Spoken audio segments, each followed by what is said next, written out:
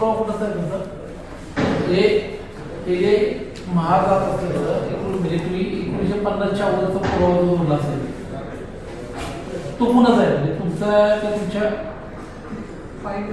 त्यांची ही हवा दाखल तो करणार असं काढलेलं आहे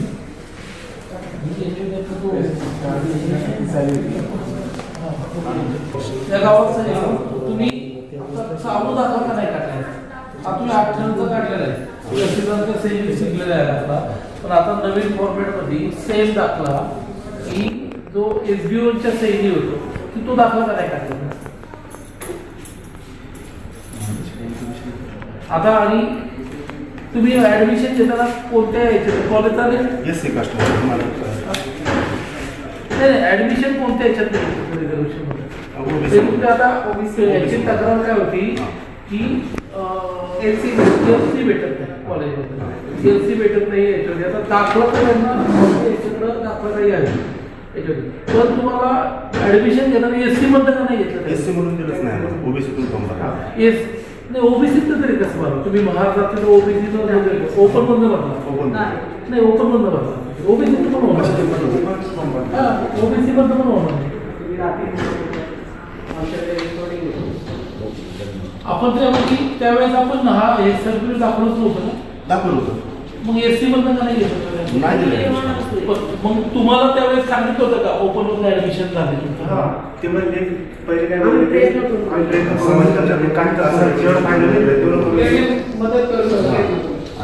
कोणत्या वर्षी ऍडमिशन घेतलं होतं आपण? 2022. आणि तुम्ही कॉलेज पूर्ण केलं होतं का कॉलेजमध्ये थांबवले?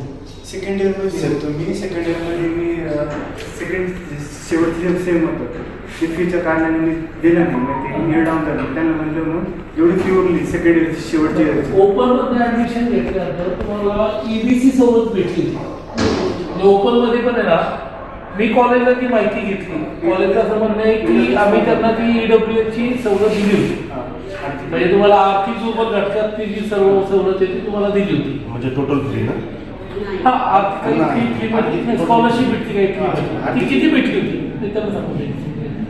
फर्स्ट इयरची फी जमा झाली होती, सेकंड इयरची होती ती फी म्हणजे जमा होणार होती त्याची शेवटची.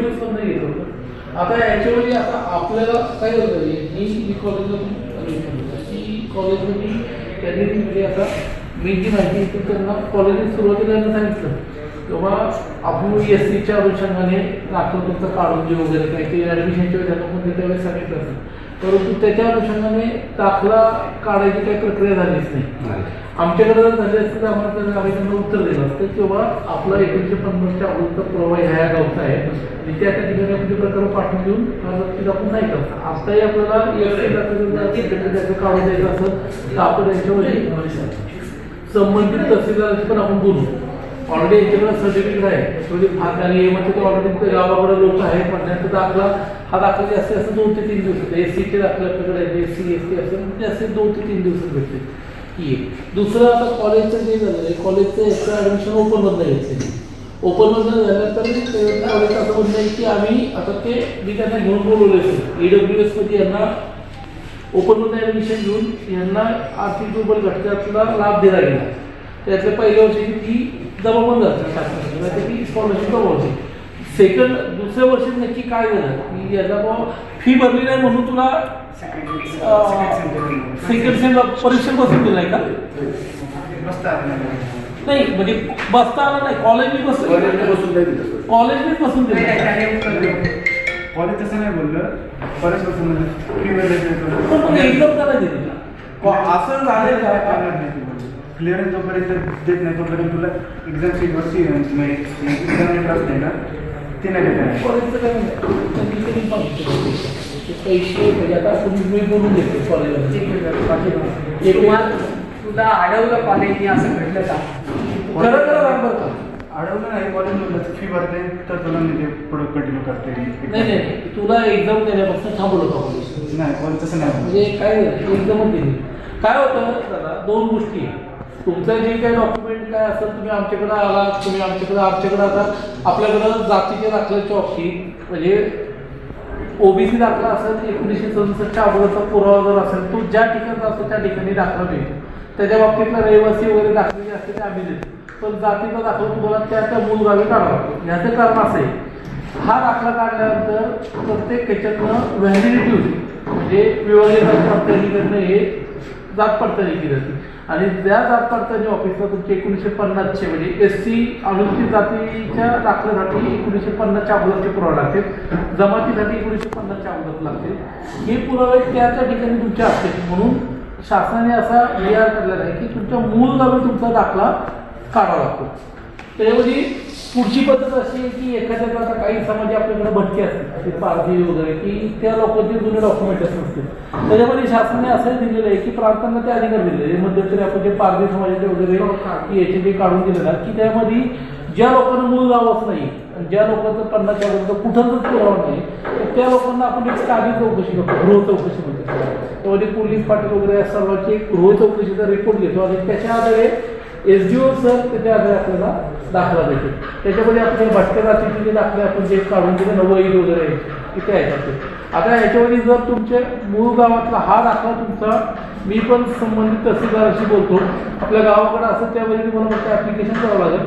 पूर्वी तहसीलदारांच्या सैनी व्हायची 2000 आता प्रांतांच्या सैनी 2003 नंतर दाखल म्हणजे त्यांचे जे उपविभागीय अधिकारी असतील त्यांच्या सैनी दाखला मिळेल. दाखला तुम्हाला इमिजिएटली भेटून जाईल, दाखल्याचं काही अर्थ नाही. म्हणजे दाखल्यासाठी तुम्ही ॲप्लिकेशन केलं सर त्यांचं म्हणणं असं का आम्ही अनेक वेळा इथे हेलपाटे मारलेत माझ्याकडे तर आज मग ते खरं काय ना मग माझ्याकडे किती वेळा?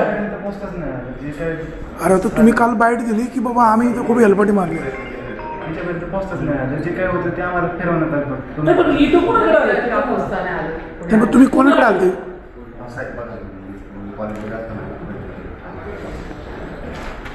नाही इथं अर्ज कोणाकडे केला होता अर्ज आम्ही ऑनलाईनच केले होते. जे अर्ज होते ना ते ड्रायव्हर नाही इथे तहसील कचेरीत नाही. काल तुम्ही काय म्हणाले की बाबा इथे आमची अडवणूक होते, मध्यस्थी लोक खूप त्रास देतात, मग मध्यस्थी कोण आणि त्याची परिस्थिती काय आहे का? दिलंय.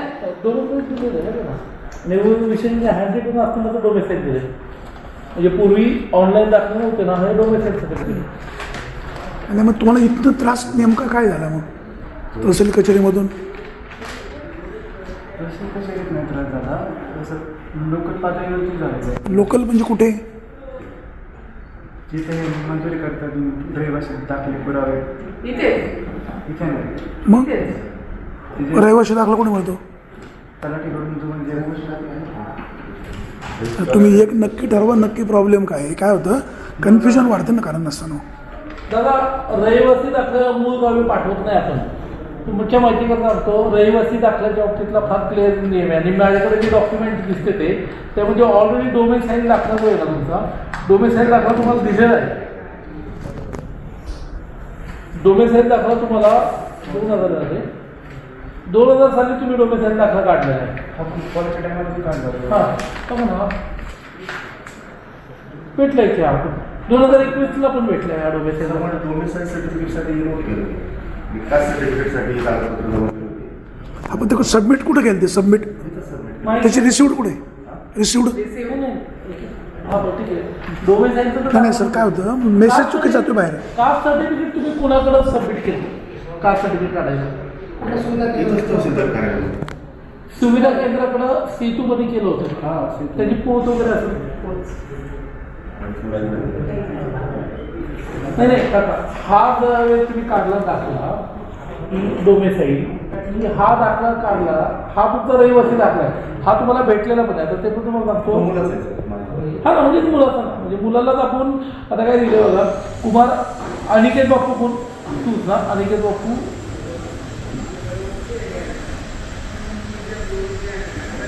तुम्ही राहिला याच्यामध्ये पिंपरी चिंचवडला होते का? हां म्हणजे तुम्हाला पिंपरी चिंचवड तहसील हा पिंपरी चिंचवड तहसील म्हणजे रहिवासी असताना पण इथं जुन्नरला आहे ना की हा दाखला 30/7/2021ला दिलेला आहे. पण इथे दिला ना दिलाय दाखला दिलाय ना. बेंचीच्या याच्यात काढलेलं आहे. बेंचीच्या माहितीच्या केंद्रात नाही ना नारायणगावचं त्यांनी इथं काढलेलं आहे. मग त्याच ठिकाणी मी जातीचा दाखला करायला सबमिट केला. नाही मला खरं ना आतापर्यंत तुम्ही जातीच्या दाखल्यासाठी इथं सबमिट केला का हा दाखला तुमच्याकडे आहे म्हणून तुम्ही जातीचा दाखला काढलाच नाही. नाही काढायचं हा? डॉक्युमेंट टाकणार तुम्ही आम्हाला नाही नाही, तुम्ही सबमिट कोणाकडे केले डॉक्युमेंट? माणूस सांगा आम्ही त्यांना बोलवू. तहसील कचेरी का तिकडे बेनकेंच्या इकडे त्या तहसीलदार कार्यालयामध्ये नाही देऊ शकत. मग कुठं केली ते? मग कुठं सर, त्या गोष्टी झाल्या असेल 2000. अहो पण मग तुम्ही पंचायतीमध्ये दिले तंटामुक्त नाही, दिले. नाही, नाही, याच वर्षामध्ये. याच तारखेला. आणि मग आता ते कसं? म्हणजे कळेल. आता यांना आहे ना डोमेसाईल दाखला 2000 साली पण दिलेला आहे. म्हणजे 2000 साली जो दिसतोय ना त्यावेळेस हस्तलिखित होता त्यावेळेस यांना डोमेसाईल दाखला दिलेला आहे. 21ला दिला. 21ला पण दिला आहे. डोमेसाईल दाखला 15 वर्षाकरता चालतो. कदाचित वडिलांनी पहिल्यांदा काढला असेल नंतर मुलाच्या ॲडमिशनच्या वेळेस पण 2021 ॲडमिशनचं तर तुझं 2021ला मग त्यावेळेस डोमेसाईल दिलेला आहे. मग त्याच वेळेस तुम्ही जातीचा दाखला तर काढायला आला असता तर त्यावेळेसही तुम्हाला सांगितलं असतं किंवा मूळ तुम्हाला दाखला हे तर याच्यावेळी तुम्हाला कदाचित वाटला असेल हा जातीचा दाखला आहे आणि ह्या दाखल्याच्या आधारे तुम्ही तुम्हाला जातीचा दाखला इथं काढून भेटणार नाही. तुम्हाला तुमच्या गावीच जायला लागणार बरोबर. आणि तो ट्रान्सफर करून तुम्हाला इथला महाराष्ट्रामधला इथला काढ आहे तेव्हा तुम्ही सबमिट करा. म्हणजे तो तोपर्यंत मग तुमच्या या कागदपत्रांची काहीही व्हॅल्यू नाही. तसंच असतं जातीचा दाखला 1950च्या अगोदरचा जो तुमचा पुरावा आहे की जो तुम्ही काढलेला आहे जाती दाखला की त्याच ठिकाणी तुम्हाला जातीचा दाखला कारण तुमचा पुरावा तिथंच असल्यामुळे त्याच ठिकाणी तुम्हाला बेळगावमध्ये काढायचा असतो आणि तो एकदा काढल्यानंतर तो जाती दाखला कुठे जातो. आपल्याकडं विषय म्हणजे महार जात जी आहे ती SC मध्येच आहे ऑल ओव्हर इंडिया. भारतात कुठे जरी गेलं तरी एक वेळ OBC मधल्या ज्या जाती की त्या राज्य बदललं आणि पण महार जात ही SC मध्येच आहे. तर तुम्हाला जाती दाखला जर तुम्हाला सांगितलं होतं की इतर काढायचं तर सगळी तुम्ही तशी चौकशी केली होती कर्नाटक सरकारमध्ये.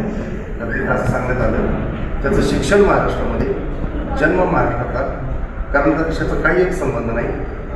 दाखलेला काय सर्टिफिकेट द्यायला मी आता तुम्हाला ऐका ना याच्या बाबतीत मी तुम्हाला दुरुस्ती करतो असं सांगणार हा जो दाखला ऑलरेडी तुम्हाला दिलेला आहे फक्त हा तहसीलदारांनी दिलेला आहे कर्नाटक सरकारने आणि जातीच्या दाखल्यामध्ये तुमचा जन्म कुठेही जर झाला तरी कधी येईल तर जाती दाखल्यामध्ये सेंट्रल गव्हर्नमेंटचा जे आहे अनुसूचित जातीला 1950च्या अगोदरचा पुरावा लागतो. म्हणजे मी भलेही आज मुंबईमध्ये जन्मलो असेल तर माझे वडील जर समजा शिरूमध्ये जन्मले असेल तर माझ्या मुलांचे जे दाखले आहेत ते की 67च्या अगोदरचा जर जन्म OBC समजा असतो तर 67च्या अगोदरचा पुरावा आम्ही घेतो.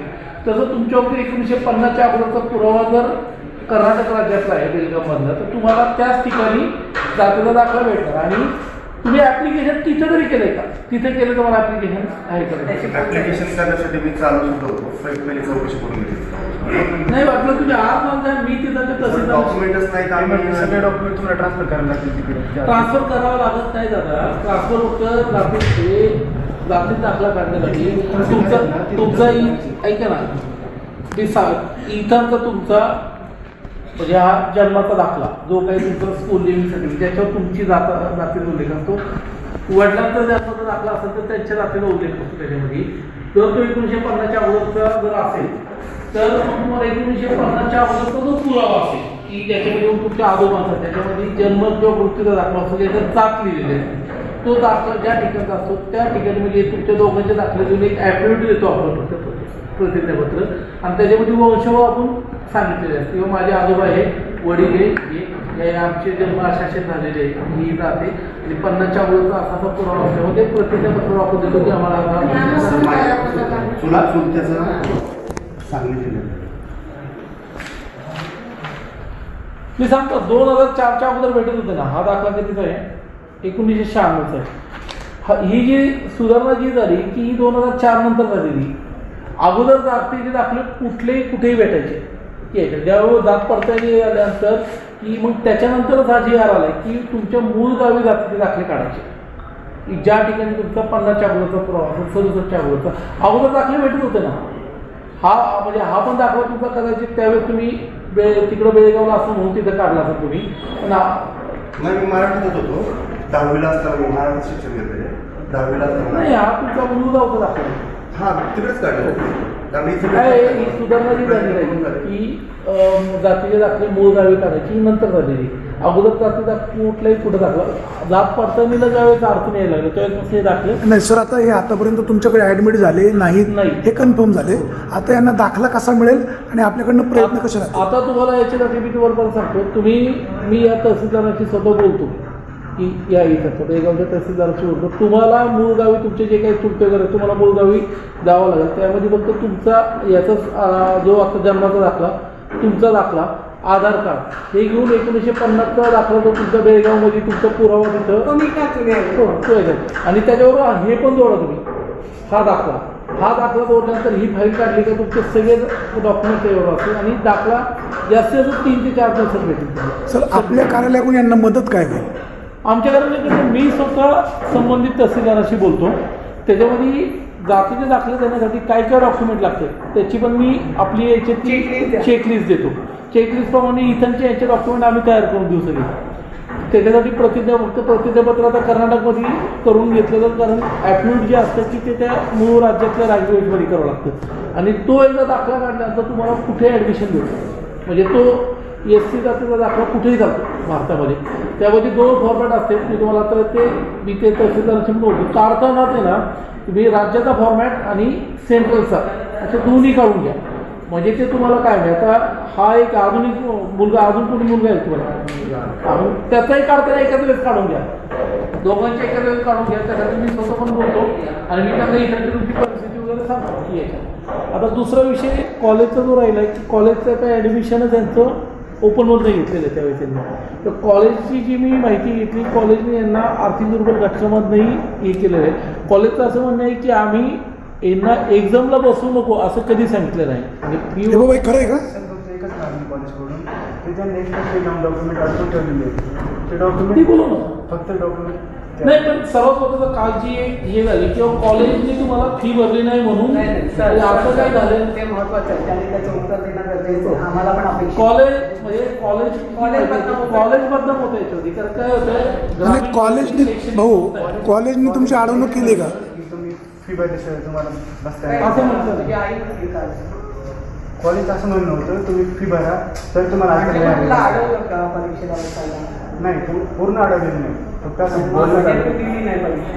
हां ते म्हणजे बदनाम कोण? काय होतं मित्रा, एक लक्षात घ्या बरं का ताई. हा मला कळतंय का पलीकडे बदनामी नाही झाली पाहिजे. कारण की- आणि खरं कळलं पाहिजे. बदनामी काय चुकीचं असेल तर खरंच बोलायचं, याच्यात एक शब्दही आम्ही हे करणार नाही. आणि मुळात म्हणजे ना करून उपयोग नाही आम्हाला या सत्याच्या मार्गावरती चाललो. कॉलेजला ज्यावेळेस ॲडमिशन घेतलं त्यावेळेस मी सुद्धा होते आणि त्यावेळेस माझं स्वतः त्यांच्यासंग बोलणं झालं का आम्ही कर्नाटकमधलो आहे पण कास्ट सर्टिफिकेट इथले चालेल का. तर त्यावेळेस ते बोलले कर्नाटकची एक विद्यार्थी तर शिकते आहे पण ती तिचा स्वतःचा खर्च उचलते आहे, तसं तुम्हालाही तुमचा स्वतःचा खर्च उचलायला लागेल. पण त्यातूनही आम्ही प्रयत्न करतो. हे सरायशी आमचं समोरासमोर बोलणं झालं. त्यावेळेस ते बोलले का तुम्हाला आम्ही प्रयत्न करू. माझा एकही शब्द खोटा नाही आहे आणि मी कधीही खोटं बोलत नाही. तर आम्ही हात जोडून म्हणलं विनंती केली का आम्हाला फी भरणार की आम्ही ऐकत नाही आहे, तुम्ही आत्ताच आम्हाला सांगा. मी खूप अपेक्षेने इथपर्यंत माझी स्वप्न आहे मी घेऊन आलेली आहे. ते म्हणजे आम्ही प्रयत्न करतो, तिकडं फोन करतो, तुमच्या आंबेडकर संस्थेमध्ये पण फोन करतो, तिकडं बोलतो, तुमचं सगळं होणार. त्याच्यामध्ये माझं हे पण तुमचं ॲडमिशन ओपनमधनं घेतलं त्यांनी, खुल्या प्रवर्गातनं घेतलं आणि खुल्या प्रवर्गातनं घेऊन तुम्हाला आर्थिक दुर्बलचा लाभ दिले. पहिल्या वर्षाची फी पण तुमची जमा झाली. दुसऱ्या वर्षी पण ज्यावेळेस तुम्हाला म्हणजे एक्झामला बसायचं असेल तर एक्झामला बसू नका असं कॉलेजमध्ये आम्ही कधी 1-2 मिनिटापासून कधी अडवलं नाही. एक्झामला फी मागितली असेल तुम्हाला पण एक्झामला त्यांनी बसून दिलं होतं पण एक्झाम तुम्ही स्वतःहून दिली नाही. ज्यावेळेस एक्झामला बसायचं होतं एक्झाम लेटर लागतं, त्यांनी फक्त एका दिवसापुरती एक्झाम लेटर साईन करून दिलं होतं. ज्यावेळेस एक्झाम द्यायची असती 1 तास आधी एक्झाम ज्यावेळेस सगळी मुलं एक्झाम देत असतात आपण लाईनीत उभं राहून एक्झाम लेटर घ्यायला लागतं, तेव्हा ते 1 दिवसापुरती त्यांनी अरेंज केलं होतं. मग ती दिली काय दिवसाची? 1 दिवसाची एक्झाम दिली. त्याच्यानंतर तासभर आधी एक्झामच्या आधी उभं राहायला लागायचं बाहेर एक्झाम लेटरसाठी रिलीज केलं होतं. ते म्हणजे फीज क्लिअर करून मग तुला एक्झाम सारखं कॉलेजशी पण बस सर, मग अडवणूक झाली असेल तर मग क्लिअर कट आहे. नाही, नाही, त्यांनी आता बसायचं बस- permission बसून दिलं दिलं, त्याला. permission दिलं, बसू, बसायची. ते लेखी परमिशन कधी सोडलं तू सेकंड सोडून एकदम म्हणजे कोणत्या वर्षी सेकंड इयर होता 24. मग मध्ये एक वर्ष ड्रॉप आउट आहे का पूर्ण? नाही ड्रॉपआउट नाही कंटिन्यू होतं year मध्ये. आता कॉलेज नाही आता 2024 नंतर कॉलेजला कधी का? नंतर ड्रॉपआउट नंतर ड्रॉपआउट म्हणजे 13/1/2025 ला पेपर झाला ना आपला हां त्याच्यानंतर कॉलेजला गेलाच नाही शिक्षण तुझं चालू ठेवायचं तुला तिथं तिला अडचण काय तुला शिक्षण चालू ठेवायचं तिथं मला कास्ट बेनिफिट भेटते नाही नाही आता तुझं ऍडमिशन झालेलं आहे तिथं ओपन मधलं ते तुम्हाला पण माहिती आहे आर्थिक दुर्बळ आता तुम्ही 3rd इयरला आहे आता तुमचं जे काय ऍडमिशन आहे ते त्याच्यामध्ये जाणार आता तुझं त्या संवर्गात बदलता येणार नाही म्हणजे त्या संवर्गात तुम्हाला SC मध्ये जाता येणार नाही राहिलं याच्यामध्ये की जातीचा दाखला आपला काढून घेऊ त्याच्यामध्ये विद्यार्थ्यांना म्हणून ज्या समाज कल्याणच्या वेगवेगळ्या शिष्यवृत्त्या आहेत म्हणजे आता तुम्हाला कॉलेजची जी ज्या प्रवर्गात आहे त्या प्रवर्गात ऑलरेडी तुम्हाला EWFचा लाभ होतोय EWFच्या लाभाच्या बाबतीत जे काही तुमचं राहिलं तुम्ही कॉलेजची फी पण बोलतो ते तुम्हाला कॉलेजकडनं भेटेल फीच्या बाबतीत कॉलेज काही तुम्हाला अडवणार नाही तुम्हाला एस सी पाहिजे कॉलेज कडून जी त्याने एक्स्ट्रा फी PLC म्हणजे कॉलेजमधनं बाहेरच पडायचं सांगा की त्यांना त्यांचे LC द्या.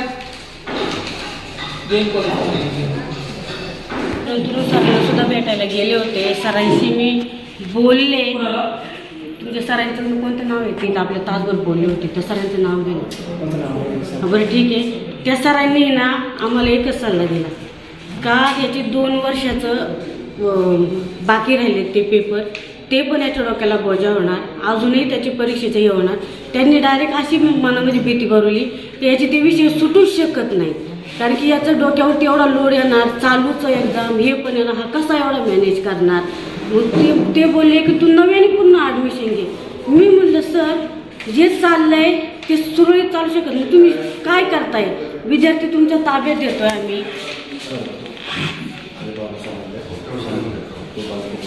नाही प्रश्न असा आहे ऐका ना सरांनी सही बोलणं झालं तसं ऐका असं ते कालचा जो आरोग्याचा जो प्रकार होता तर त्यामध्ये मी ते आज बोलून घेतले होते तुम्ही ऑफिसला अनिकेत कांबळेचे आई वडील आशाताई आहे आपले वाणी साहेब आहे आता आम्ही सर्व आता त्याचं हे केलं विचारलं त्यांना की आता सर्व हे दादांचं त्यांनी किंवा आता मी पण काल माहिती घेतली होती की बुवा ह्या विद्यार्थ्याचं ॲडमिशन ओपनमधून जातं EWFचा यांनी काहीतरी पहिल्या वर्षाचा लाभ भेटला होता दुसऱ्या वर्षाचं काही जमा झालं नव्हतं आणि आपल्याकडनं त्याचं म्हणणं आहे की एक्झामला जाताना प्रत्येक वेळेस परमिशन घ्यावं लागेल आणि आता एक हॉल तिकीट एक दाखवलं की त्यामध्ये त्याच्यावर लिहिलं दिसते एका दिवसाची फक्त परमिशन भेटली 13/1/25च्या पुस्तक हां नाही एखादी तुम्ही प्रिन्सिपल होते ना काय नंबर ते आता अनिकेत बापू कांबळे त्याचे आई वडील अशा काही वाढीसाठी ते सर्व आलेले आम्ही ते सगळी त्यांची माहिती घेतली की काल ते आर्मीमध्ये त्या महिला याच्यावर काढले होता टॉवरवर त्यामध्ये शैक्षणिक फीच्या अडचणी किंवा जाती दाखल वगैरे सर्व पाहिजे तर त्याच्या बाबतीत आता काय म्हणते नक्की तुम्हाला माहिती ती माहिती आपण त्या काही एक्झामला बसून दिलं नाही का विद्यार्थ्याला हां हां आता ऍडमिशन आहे त्याचं हां त्याची कास्ट तेव्हा कास्ट सर्टिफिकेट बाहेरचं म्हणजे हिंदू महाराज समोर दिसते मला कर्नाटक राज्यातलं होतं ते आपल्याकडे ऍडमिशनला चालत नाही ना ऑनलाईन ऍडमिशन झालेलं आहे त्याचं गव्हर्नमेंट थ्रू आपल्याकडे नाही आपल्याकडं त्याचं ॲडमिशन कोणत्या कॅटेगरीतनं झालं ओपन कॅटेगरीतून झालेलं आहे म्हणजे हे ऑनलाईनच झालं होतं का ऑनलाईन आणि ते त्यांनी स्वतःहून हे केलं का आपण त्यांना ओपनमधनं गेलं होतं नाही सर तर कास्ट सर्टिफिकेट नसेल तर ते डायरेक्ट ओपन मध्ये हां म्हणजे त्यावेळेस ऑनलाईनला तो कास्ट सर्टिफिकेट येणं असलं ते ओपनमधनं राहिले बरं पण 2021ला ॲडमिशन झालं पुढं एप्रिल मध्ये ऍडमिशन झालं मग कास्ट सर्टिफिकेट नसल्यामुळे त्याला स्कॉलरशिपची अडचण येत होती ना हां ओपन मध्ये EBC फॉर्म भरता येतो मुलांना. हां EBCT त्याला मिळालेली आहे का? हो EBC तर झाली ना, पहिल्या वर्षी सँक्शन झाली, दुसऱ्या वर्षी सँक्शन झालेली. हां हो. मग आता फीची अडचण काय असते त्याला? त्याचं म्हणणं आहे की एक्झामला ते 13 माझ्यासमोर त्याचं आहे ना हॉल तिकीट दिसतंय 2000 विंटर 2022 एक्झामचं. एक्झामला बसलेला आहे तो, फक्त थेरी पेपरला बसलेला नाही तो. थिअरी पेपर आणि त्यामध्ये त्या हॉल तिकीटवर असं दिसतंय की स्वप्नीलला लिहिलंय, स्वप्नीलला परमिटेड ओनली ऑन 13/1/2025 म्हणजे एका दिवसाकरता परमिशन दिली आणि त्याचं म्हणणं होतं की अशी दररोज परमिशन घेण्यासाठी होती. बोलला असेल तो की एक दिवस परमिशन द्या, मग ते पद्धतीने लिहिलं असेल त्यांनी. नाही पण बरोबर ना की फी भरली नाही म्हणून आपण एक्झामला बसून देत नाही का? नाही बसून देतो सर, काही नाही प्रॉब्लेम. ते तक्रार तीच आहे नाही म्हणजे आणि त्यामध्ये मला हॉल तिकीटवर पण असं दिसते की परमिटेड ओनली ऑन 13/1/2025 म्हणजे जर एका आता काय जनरल आहे आपण ते बाकी असेल तर मुलांना बोलत असतो की फी भरा म्हणून, मुलं हां आम्ही त्याला तोच प्रश्न केला पहिल्यांदा की फी मागितली असं कॉलेजनी पण फी भरली नाही म्हणून एक्झामला बसून देत नव्हते का असं विचारतोय. पण त्याचं म्हणणं आहे की दररोज परमिशन घ्यावं लागत होती म्हणजे एक्झामच्या अगोदर 1 तास. बोलताना सांगतात की उद्या भरतो, मग 1 दिवसाची परमिशन द्यायची, पुन्हा उद्या नाही भरलं तर पुन्हा परमिशन घ्यायला असं. आणि मग त्याचं या वर्षीचं आता फी जी राहिली त्या वर्षीचा EWC स्कॉलरशिप आली नव्हती त्याची? हो आली त्याची स्कॉलरशिप. आता स्कॉलरशिप आहे ना EBCला पूर्ण येते ना, हां 50% आणि यांची फी किती शिल्लक आहे?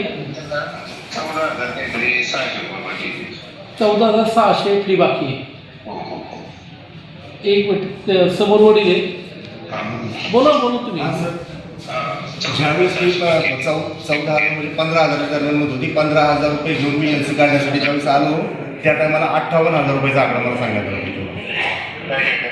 त्यांचं म्हणणं आहे की आता तुम्ही 14,600 सांगताय परंतु ज्यावेळेस मुलाचे वडील LC काढण्यासाठी तिथे आले होते तर त्यावेळेस तुम्ही त्याला 58,000चा आकडा सांगितला होता. LC काढायचं कसं आता हे 14,000 जे आहेत ना हे बाकी समजा ते या वर्षात एक शासनाचा एक जे आहे 15-16चा की समजा एखाद्या विद्यार्थ्यांनी अर्धवट स्पोर्ट्स मध्ये सोडला तर मग ते शासनाकडून ते इकडे स्कॉलरशिप दिली शासनाने तर ती वसूल करू शकते असं शासनाचा उल्लेख असतो त्याच्यामध्ये केलं GR मध्ये. वसूल करू शकता का करायचे नसते हे मला क्लिअर. हे काय होतं आता त्या मुलाची अडचण फार क्लिअर काय आहे मी त्याला विचारलो ऐका ना सर मी त्याला विचारलं होतं किंवा जर तुला कॉलेज कंटिन्यू करायचं असेल तर मी सांगतो किंवा त्यामध्ये चेक. आता तो म्हणतो की मला कॉलेजेस कंटिन्यू करायचं आहे मला LC बरोबर ना LCच पाहिजे. तर मग LCला आता मला सांगा नियमाने जर समजा त्याचे जर 15,000 रुपये राहिले असते 14,700 तर तेवढे भरून घेऊन ते वडील ते घेऊन आले ते म्हणते ते मग आपण ते का देत नाही LC? नाही आता हे वसूल करायचं कसं आहे आता त्यांचं समजा फिक्सच झालं वसूल हे करायचं त्यांना LC कॅन्सल हो. तर मग आपण काय करतो TTला पत्र व्यवहार करतो की आम्हाला कॅन्सल करायचं. TTने समजा आपल्याला दिलंय की पैसे घेऊ नका कारण GRचा उल्लेख असल्यामुळे आपण मेन्शन करतो की याच्याकडून घेण्यात यावं की नाही असं. नाही पण किती कधी तुम्ही मागितलं LC किती दिवसापासून? सर प्रॉब्लेम आता 1 वर्षापासून तो लिव्हिंग सर्टिफिकेट मागतोय. आपण जर डेटीला 1 वर्ष तर लागत नाही डेटीला आपण काय पत्रव्यवहार केलं ते एकदा मला दाखवा.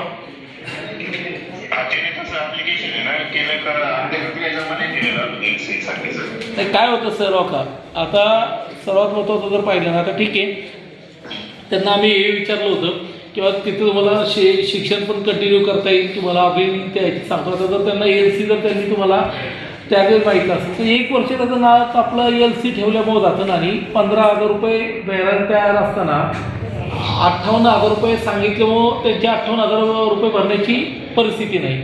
आणि याच्यामध्ये काय होतं आहे की ना शासनाची प्रतिमा मलिन होती ना आता कालपर्यंत असं वाटत होतं की त्यांना दाखलाच भेटला नाही किंवा शासनाच्या त्यांना EWCच्या सगळ्या म्हणजे शासनाचे सगळे लाभ भेटलेले त्याचं आपल्या बाबतीत. पण आता आपल्याकडनं फक्त 1 वर्ष जरी LC द्यायला जर लागला तर ना त्या विद्यार्थ्याचं पण 1 वर्षाचं करिअरचं नुकसान होतं. त्यातनं उद्या म्हणजे कालच्या प्रकारामध्ये जर त्या महिलेने वरतून उडी मारली असती किंवा उतरवताना पण जर काही झालं असतं किंवा हे असतं की म्हणजे छोटं प्रकरण. आता तुमची संस्था चांगली आहे, तुमच्यात आपण इथं ग्रामीण भागातले सर्व विद्यार्थी आपण इथं शिक्षित ते माहिती, पण याच्यामध्ये ना संस्था पण अडचणीत, संस्थेची बदनामी आणि काय जे असेल ना तुम्हाला जे काही करावं म्हणजे समजा डायरेक्टर ऑफ एज्युकेशनची तुम्ही घेत असता ना का टेक्नॉलॉजी टेक्निकल एज्युकेशनची, पण ते इमिजिएटली जर तुम्ही पाठवलं असतं आणि काही कंडिशनल जर तुम्ही दिलं असतं तर नंतर तुम्ही हे करून घेऊ शकता ना. सर आता काय करता येईल? आता त्याचं आता त्यांना LCच पाहिजे. तर माझं असं म्हणणं राहील आता त्यामध्ये येणार की ऑलरेडी 1 वर्ष गेलं त्याचं LC देऊन टाका. यांना काय ना आम्ही त्यांना शिकायचं जर असेल तिथं शिक्षण चालू ठेवायचं असेल तरी आम्ही सांगतो, परंतु त्यांना ते शिक्षणच घ्यायचं नाही आहे. तर त्याचा LC त्याची जी काही 14,700 रुपये फी शिल्लक आहे ती भरून घ्या आणि LC देऊन टाका त्यांना.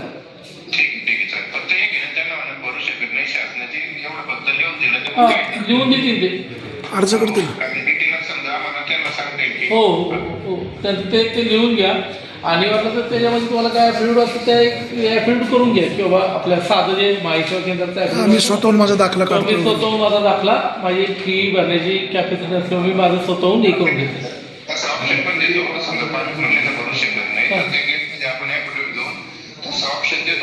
हो दाखवतो. येस तेवढं करून घ्या सर, कारण काय होतं की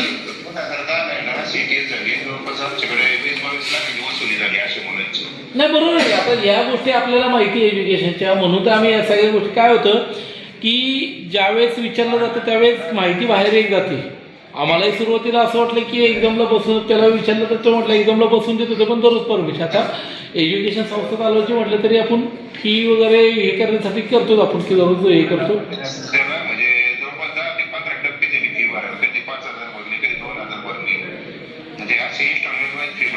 पण ठीक आहे त्याचं आता काय करा LC आहे ना LC मी त्याच्या वडिलांना पाठवून देते, त्याचं LC देऊन टाका त्यांना. हा लेखी तुम्हाला काय घ्यायचं ते द्या ना, ते घ्या लेखी दे. फक्त लेखी म्हणजे असंच देतील सरळ स्वच्छ हा क्लिअर किंवा आमची फी भरण्याची काही ऐकत नाही आणि आम्ही स्वतःहून शिक्षण पुढं करू शकत नाही म्हणून आम्ही सोडतोय म्हणून. चालेल मी सांगतो त्यांना भेटायला. ते लिहून घ्या ना त्यांच्याकडनं की समजा DTEकडनं काही ज्या सूचना आल्या किंवा काय आल्या त्या पद्धतीने फीचं जे असेल तर ते आम्हाला ते मान्य राहील.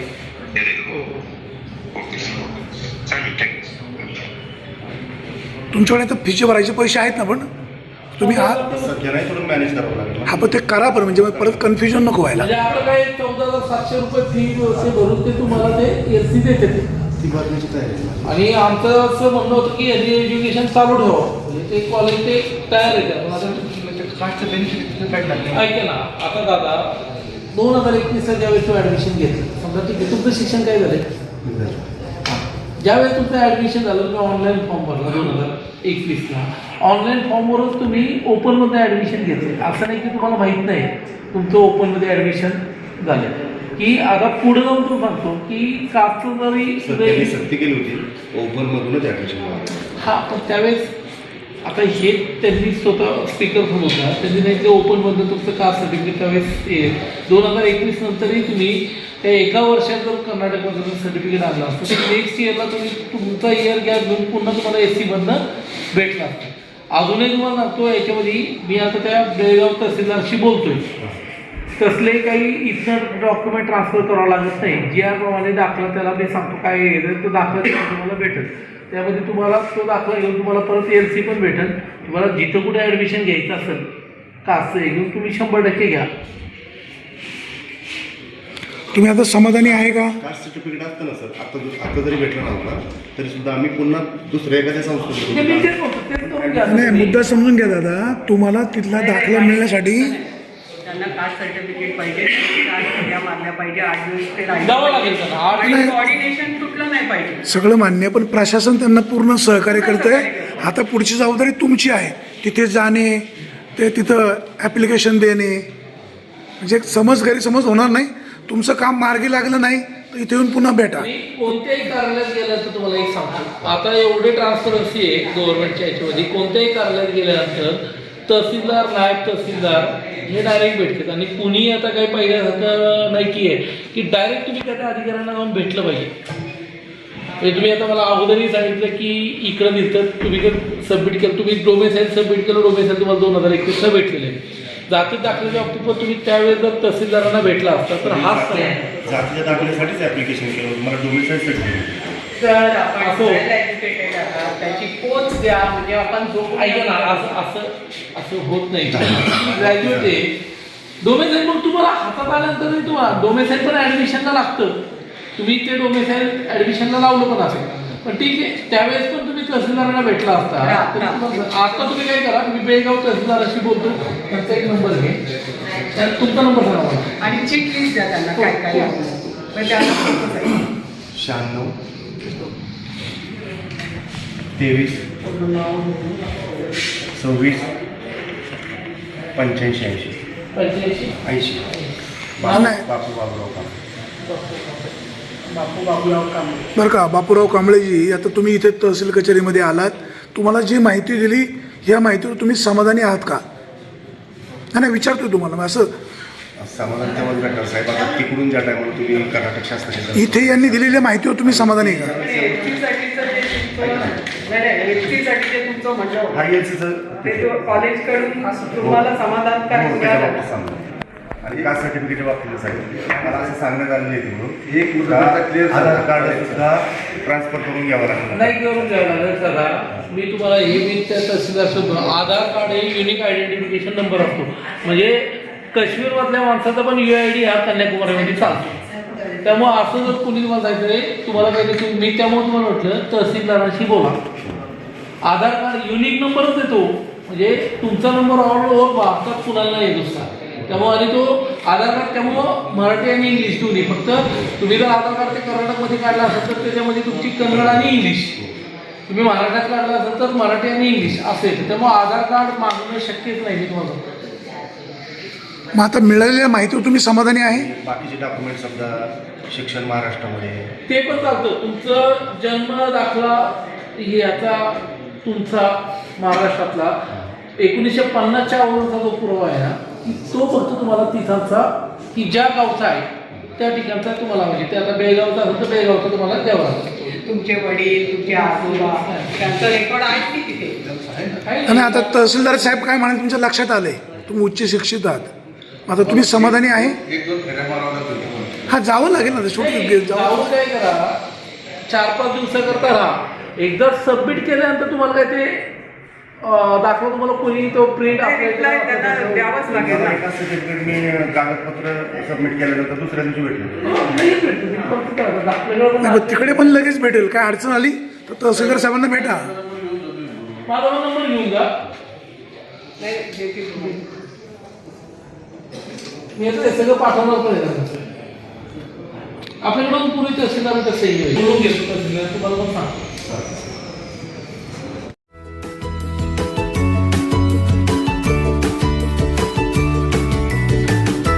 बातम्या शेतीच्या, बातम्या मातीच्या, बातम्या अन्यायाच्या, गुन्हेगारीच्या,